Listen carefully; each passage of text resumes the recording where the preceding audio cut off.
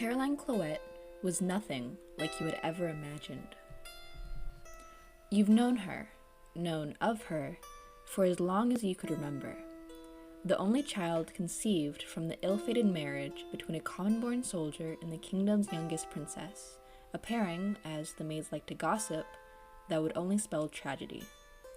Although it wasn't something you yet understood nor quite cared to, it was hard not to pique curiosity. While your mother hushed your questions, insisting she had no time for such rumors, you are to find that she had no qualms when the figure of Johann Kloet came up. Being your father's closest comrade, you've heard at length the surely exaggerated stories of their times together on the battlefield.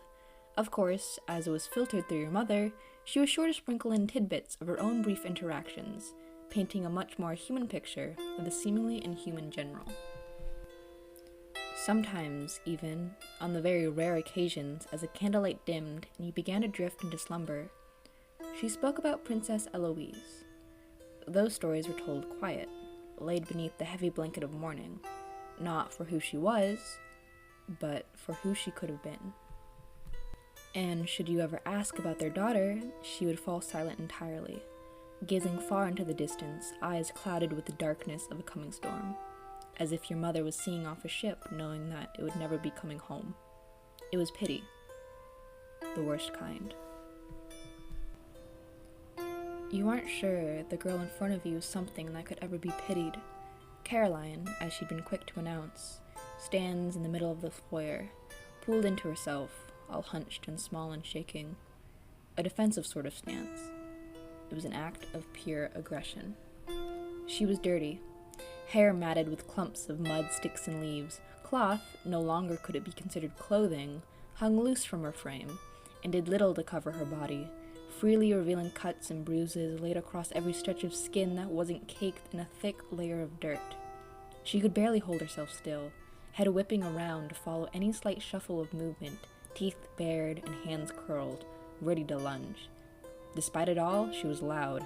Her chest heaved with the effort, voice straining and her throat all raw and bloody, shouting words and commands and growls, all in a desperate act to be heard above the clamor of your house. It was total chaos.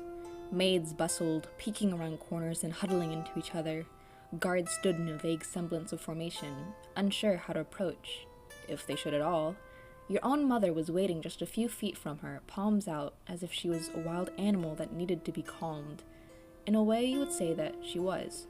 There was nothing human in how she held herself. Your hand twitches, coming up to grasp the railing to steady yourself. Standing above it all, you watched it unfold like an uncaring god, detached and disinterested, and yet focus sharpened solely on her, just Caroline. So much that you almost missed the creeping of a guard.